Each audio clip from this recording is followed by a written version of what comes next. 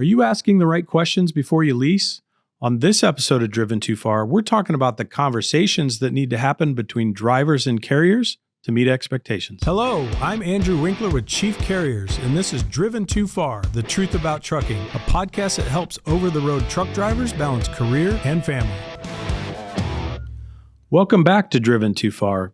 You know, like most of my podcasts, it comes from true inspiration. Sometimes I don't know what I'm going to talk about day to day or from week to week on the podcast, but if I just wait long enough, something usually pops up. And this one was no different. This one's really fresh in my mind. So I'm going to talk a little bit about meeting expectations as a lease driver. I think that's really important. And we, meaning Chief Carriers, had a recent experience, I guess you would say, that forced us to look inward a little bit to make sure that we're doing our part of having those conversations with new or potential lease operators as well. So I'm going to start just talking about our lease program and how that typically goes. So about 70% of the phone calls we receive anyway from curious drivers or interested drivers, they want to know about the lease program. The lease purchase, super popular and has been for the last couple years. So call comes into recruiting super friendly. Driver says, tell me about your lease program. So she definitely goes through her spiel. She's been doing it quite a while, is very good at it. She knows the program very well. Talk a little bit about the expectations, like why do you want to be a lease driver? Tell me about your home time needs. Where do you live to make sure it's in a good traffic lane for us to be able to get you home? What kind of truck are you looking for? What are you looking to get out of this lease program? Have you ever leased a truck before? Is it your first time or are you an experienced lease operator, owner operator? So that's typically how the conversations usually start with recruiting. If we have a good fit, of course, we encourage that driver to fill out a full application. Everything checks out. The driver's invited into orientation. The orientation in our particular case is a week long. It's a couple days of classroom and about 3 days of hands-on securement training. We happen to be a flatbed company. And then if they are going into the lease program, there's a few more steps that we do with everybody. So one of the things is we ask everybody to take this 12-hour online business class. It's Business 101, and it's really designed for people that maybe are first-time lease operators, never owned a small business, and it's about getting their mindset changed from being a company employee to all of a sudden being a small business owner. There's a lot of things you got to change there in how you think. The online business course is something we actually pay for. We don't charge the lease operator back for that. I think it's an important step in our process to get them the education. And if you are already experienced, hey, everybody could use a good reminder, and I can almost guarantee there's something new you would pick up in the program. They say it's 12 hours long. It's really not. I know when I was first looking into the program, I took it myself. It's all online, so you can do it anytime, computer, tablet, phone, whatever works for you. I think I got through it. It's 12 sections, and I got through it like in 5 hours or something, so it was quite a bit shorter. But it's also a test for us, right? So if somebody thinks they want to be an owner-operator or lease operator, and this is one of our steps that we require. I'm going to make everybody go through it. I think it's good for you. I think you're going to learn something from it. And I think it also gives you a resource for down the road, meaning, yeah, it's a lot of information to throw at you right now, but at some point in your journey, you're going to probably want to reflect and go back and look up some of that information of, now, what did that class teach me? What did that book say I should do in these situations? So it's a bit of a test. If we end up getting some pushback from somebody that's like, yeah, I'm not going to do that. Okay. Then you don't need to be part of our lease program. Also, sometimes you get people that think they want to be an owner operator, lease operator because they're going to make more money. And this is going to be the answer to all their financial issues. But at the end of the day, they're not willing to put the work in to get there. So it's a little bit of a test that way for us to make sure that they're serious about it and they're going to take this lease opportunity serious. And again, if they don't follow through with it, then we don't move forward with the program. Beyond that, once they complete that, I hold a half-day workshop with every lease operator. Most of the time, there's a couple drivers in there at a time and stuff, and And like I say, we spend a lot of time talking about mindset changes. We talk a lot about expenses. We touch a little bit about on taxes and what's different. As an independent contractor, all of a sudden there's no payroll taxes taken out and those type things. And you're responsible for those yourself going forward as an independent. We talk a lot about fuel mileage and things, and we do some demonstrations and work through some numbers showing drivers how their habits can impact their bottom line and the amount of income they can bring in. So very, very simply, 1 mile per gallon difference in this style truck versus that style truck can easily be $10,000 or $12,000 at the end of the year in cost. So I want to make sure drivers know that and understand that. We happen to have a couple different style of trucks in the fleet. Some of them are a little bit more long nose. Some of them are aerodynamic, get better fuel mileage. Which one are you going to choose? I'm not going to tell you which one to choose, but I want to make sure you're making an informed decision. Are you more worried about the looks and the cool truck? Or are you more worried about that bottom line and taking more money home to the family? So I want to make sure you have those things in front of you and understand what you're looking at.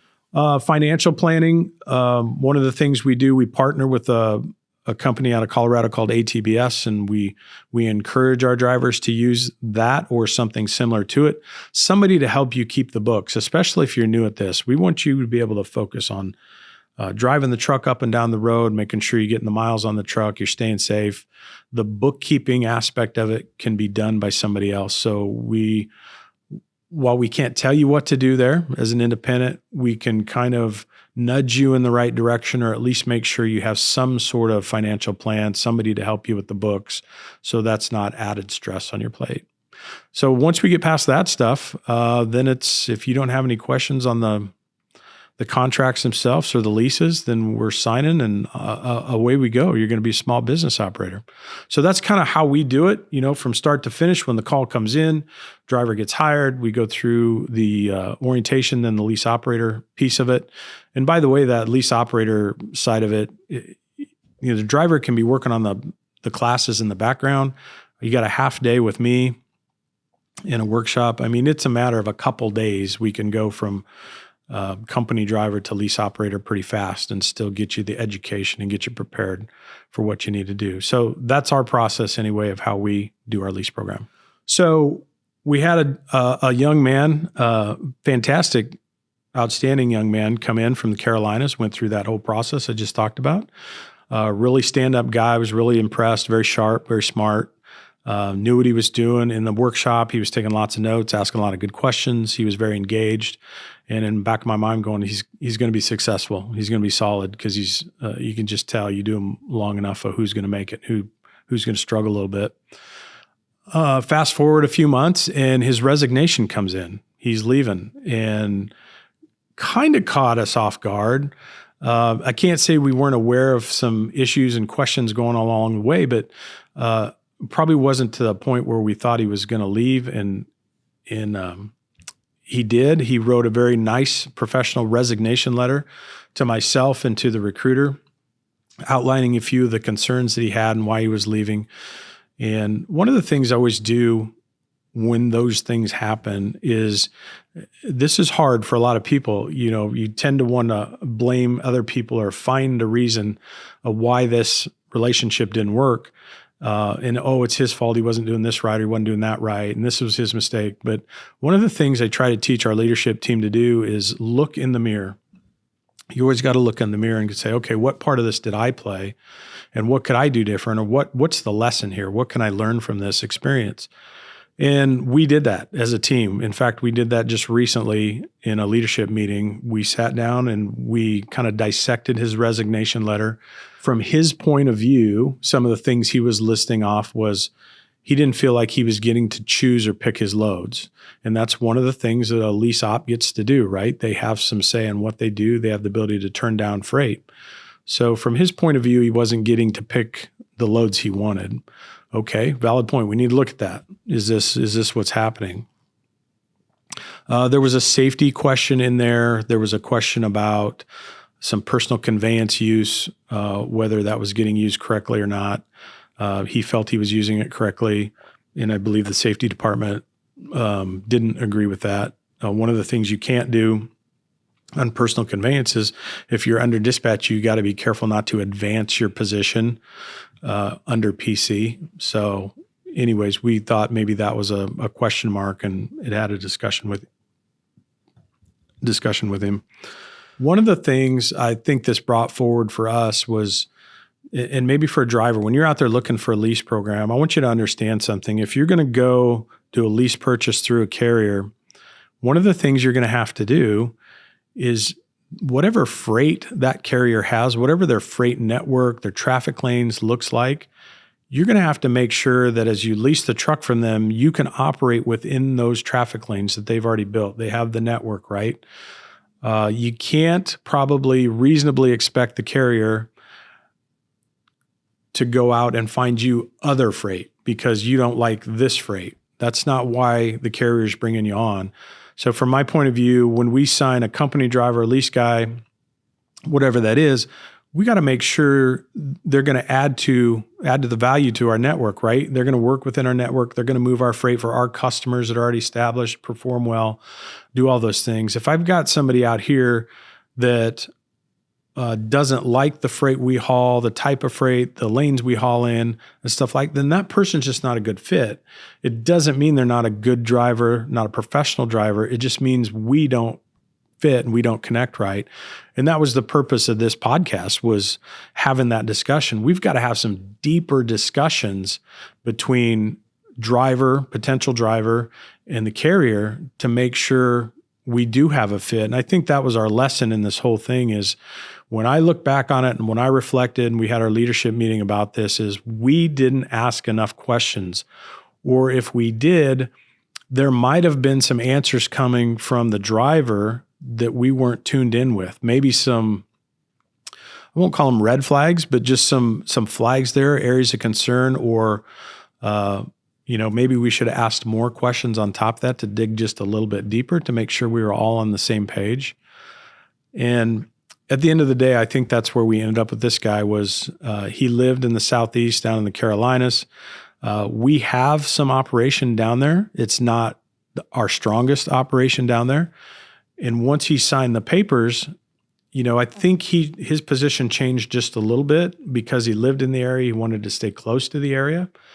We didn't have the freight network developed down there that he needed to meet his expectations. So there was some frustration growing between him and the dispatchers. Dispatch would send him some loads. He didn't necessarily like the loads or want to do those loads, or they were too long, too short, whatever that might have been. So dispatch is getting frustrated. We've got a driver here that isn't moving our freight. He's getting frustrated because he's like, no, how many times do I got to tell you guys I don't want to go to Indiana from here? I want to stay more regionally. We didn't necessarily have that regional freight that he was looking for. It was not part of our network, or there wasn't enough of it to keep him busy in the network. So then I think his expectation was, well, why don't you guys just go out and find it? Just go on the load boards. It's all over out there. All you got to do is go find it to keep me happy. That probably isn't a realistic expectation for most carriers. We don't want to operate off load boards. We want to make sure that we have a high percentage of our freight and the miles that we're moving are contract rates, contract freight. We're only booking broker freight as repositioning moves to get you back into a primary traffic lane. So in our case, it's probably an 80-20 type thing. 80% of our freight is contract freight. 20% is the broker stuff that we, book to get the trucks back. And I think in his mind, because we paid on a per mile basis, it didn't matter to him whether he was hauling contract freight or broker freight. He was getting paid the same. So that might have been a flaw too. When you pay on a per mile basis, he didn't care. Just find me freight. He didn't care, what we were getting paid per se, but we did. And that was, again, the mismatch. So what did we learn as a carrier after all this? And we kind of dissected it, is we need to have better and deeper conversations. When a driver says they want to pick their own loads, well, what does that mean? We need to ask that, be more specific. We need to also make sure that they understand what our freight network is, and can they operate in that freight network, and does it work for them? Because if it doesn't, then let's not do this deal. And that's okay. Like I said, it doesn't mean anything other than we're just not a fit. You're looking for something different than what we can offer. So that's all it really means. I think a good question to ask would be, what is that driver envisioning? What does your day-to-day operation look like as a lease operator? What does that look like week to week? Meaning, are you long haul, you short haul? What area of the country you're running? What does your week look like? Are you trying to go long out and back? Are you trying to stay short and stay to the house? Are you trying to get through the house every night? Those would be important things to understand before we move forward with anything. So at the end of the day, I guess the lesson was the expectations probably weren't met on both sides. I think this young man is an outstanding guy, and I would give him a recommendation anywhere. And if I could do something to help find him a carrier that is more his fit and what he's looking to do, I would absolutely help him do that. I feel bad that it didn't work out for us because again, he was a solid guy, clean record, great safety record, things like that. But I feel bad that we went down this path and then we kind of failed, so to speak, at it, and it wasn't a total success. So that's the lesson: is we've got to ask deeper questions. The driver on the other side of the phone that's asking about the lease programs may not have enough experience or education to know what kind of questions to ask. So that's got to be part of our job going forward too, is prompting those questions and drawing the information back out of them to make sure it's a fit on both sides. Thanks for joining us on this episode of Driven Too Far. We've compiled a list of questions you should be asking recruiters. The link is in the show notes.